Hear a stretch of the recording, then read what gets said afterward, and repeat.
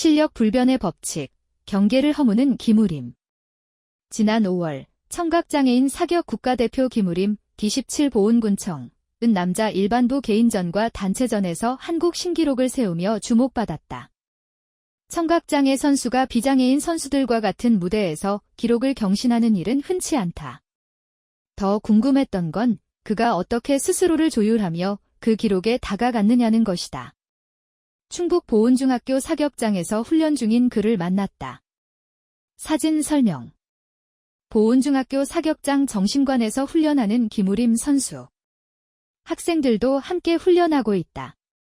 사격이 가장 어울리는 사람, 김우림. 보은중학교 사격장 정신관. 학교 한편에 자리 잡은 이 공간은 이름처럼 집중하기에 더할 나위 없는 분위기였다. 이미 훈련에 들어간 선수들의 숨소리와 총성이 어우러지는 가운데 김우림 선수와 양승전 감독이 밝은 얼굴로 맞아주었다. 훈련장의 긴장감 속에서도 따뜻한 공기가 감돌았다. 사격은 어떤 운동인가? 라는 질문에 그는 평정심과 절제라는 단어를 어렵지 않게 꺼냈다. 그 단어들은 말뿐 아니라 그의 표정과 움직임에도 스며 있었다. 감독 옆에 조용히 앉아 스마트폰 음성인식 앱으로 대화를 살피던 모습에서도 흐트러짐이 없었다. 그는 스스로를 게임을 좋아하고 타인과의 대화는 조금 낯설어하는 내향적인 사람이라고 소개했다. 스포츠라는 단어에서 연상되는 열정이나 경쟁심보다는 사격과 어울리는 침착함이 먼저 떠올랐다. 사진 설명. 실제 사격장과 동일한 규격의 시설을 갖췄다. 사격이 이루어지면 점수가 즉각 표기된다. 흔들림 없는 몰입을 만들어가는 법, 총을 쥐면 마치 한 몸이 된 것 같은 느낌이 들어요. 바로 몰입하게 되고요. 그 말처럼 사대에 선 그의 모습은 총과 하나 된 듯 자연스러워 보였다. 부드럽게 자세를 만들고 고정된 채 표적을 응시하는 눈빛 또한 단단했다. 숨소리는 점점 얇아졌고 정신과 나는 정적에 잠겼다. 곧 이어진 툭 하는 격발음. 작고 건조한 소리지만 그 안에 담긴 집중의 무게는 묵직했다. 그는 이제 막 첫 발을 쏜 참이었다. 실제 대회 본선에서는 총 60발을 쏜다.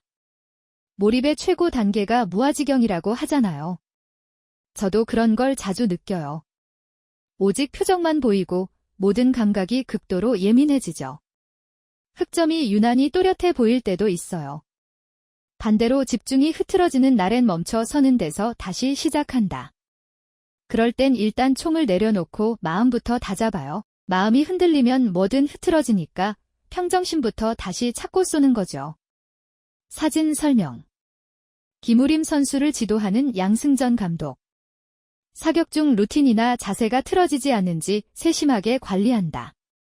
그에게 집중은 순간의 컨디션에 좌우되지 않는다. 스스로 만들어가는 과정이다. 그의 일상 루틴은 사격을 위한 준비로 가득하다.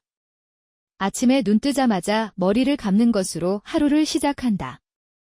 긍정적 기운을 다잡기 위한 습관이다. 사격장에 도착하면 명상으로 마음을 정돈하며 조용히 사격을 준비한다. 경기장 안에서 가장 애착하는 공간으로 사대 뒤 휴식 공간을 꼽은 것도 그런 이유에서다. 늘 평정심, 인내심, 절제력을 단련하려고 해요. 다 해낸 줄 알았는데 아니더라고요. 지금도 계속 훈련 중이에요. 양승전 감독은 김우림 선수의 몰입 능력을 높이 평가하며 훈련 루틴과 자세가 흐트러지지 않도록 세심하게 지도하고 있다. 일반인이 한 가지 일에 온전히 몰입할 수 있는 시간은 15분 정도라고 해요. 하지만 훈련을 거듭하면 훨씬 길어질 수 있죠. 우리미가 더 깊이 집중할 수 있도록 환경을 조율해주고 있습니다. 여기에 장비 규정 변화라는 또 다른 과제도 주어졌다. 내년부터는 사격복 두께가 절반 수준으로 줄고 발목을 지탱하던 사격화도 더 짧은 스타일로 바뀐다. 양 감독은 서양 선수들은 체형 덕에 장비 의존도가 낮지만 한국 선수들에겐 큰 영향을 줄 수 있어요. 우리미가 그러한 변화에 잘 적응하도록 준비하고 있습니다라고 말했다. 사진 설명. 스마트폰과 필담으로 인터뷰를 진행하는 김우림 선수. 기록 뒤에 숨은 성장의 시간. 훈련을 마친 뒤 잠시 자리를 옮겨 김우림 선수와 조금 더 이야기를 나눴다. 대부분의 대화를 스마트폰 음성인식 기능과 필담으로 주고받았다. 속도보다는 정확함이 우선인 방식. 질문 하나하나에 조심스럽게, 그러나 분명하게 대답하는 모습이 어쩐지 그답다는 생각을 들게 했다. 김우림 선수가 사격을 시작한 건 초등학교 6학년 무렵이다. 함께 청각장애를 가진 친누나 김고은 선수가 먼저 사격을 시작했고 그의 손을 이끌었다. 그때는 처음부터 끝까지 어떻게 해야 할지 몰랐어요. 첫 훈련은 남부대학교 사격장에서 이루어졌다. 그는 총을 들지 않고 자세 연습만 반복했다. 대학생들 틈에 끼어 낯설고 긴장된 분위기 속에서 조심스럽게 눈으로 익혔다. 조용한 공간, 작은 움직임 속에서 사격은 그렇게 시작됐다. 시간이 흐르며 어려운 시기도 있었다. 그는 가장 힘들었던 시기로 코로나19 시절을 꼽았다. 그땐 실업팀에 들어갈 실력도 안 됐고 경제적으로도 많이 어려웠어요. 당시 기초수급 대상이던 그는 한 달 식비로 5만 원도 쓰기 어려웠다. 사회적 거리 두기 기간이 길어지면서 결국 1년간 휴학을 택했다. 사격을 그만두는 대신 오히려 훈련에 집중할 시간을 마련한 것이다. 누군가에게는 쉼이었을 시기가 그에게는 가장 버거운 시간이 됐다. 사진 설명. 2021 브라질 카시아스 두술하계 데플림픽에 참가해 은메달을 획득한 김우림 선수. 사진 출처. 양승전 감독 제공. 꾸준한 노력으로 청각장애인 국가대표로 성장한 그는 친누나 김고은 선수와 함께 국제대회에 출전하기도 했다. 2021 브라질 카시아스 두술하계 데플림픽이 그 무대였다. 결선에서 2등을 했어요. 아쉽게 금메달을 놓쳤죠.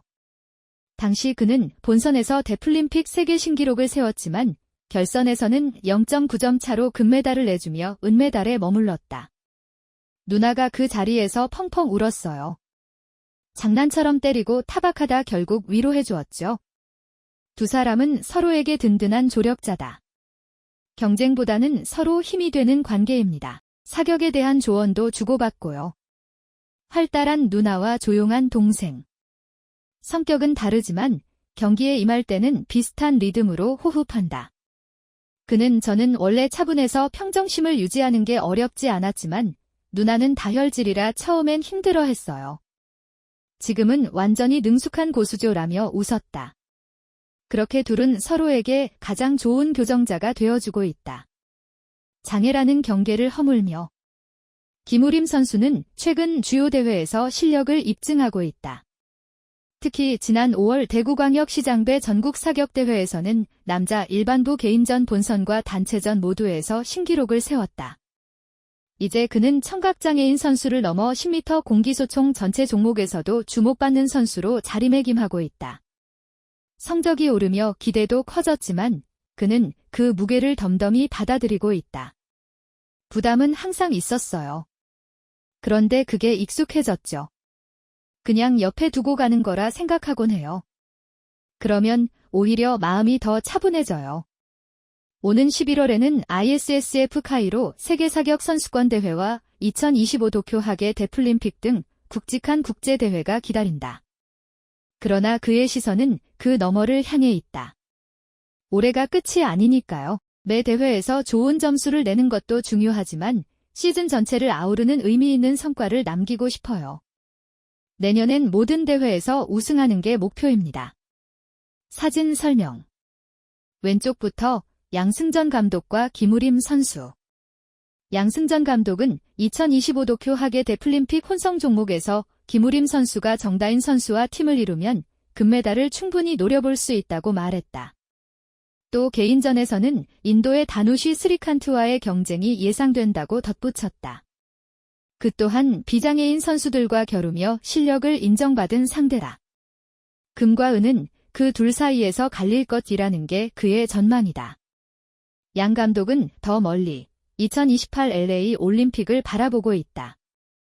장기적으로는 비장애인 국가대표로 선발돼 올림픽에서 금메달을 따는 게 목표예요. 아직 보완할 점은 있지만 가능성은 충분하다고 생각합니다. 김우림 선수는 이미 국내를 넘어 세계 무대에서 활약하고 있다. 이는 진정한 실력과 집중력으로 장애인과 비장애인의 경계를 얼마든지 허물 수 있음을 보여준다. 그의 행보가 장애인 체육 인식 개선과 저변 확대에 기여하길 바란다. 글 사진 박지인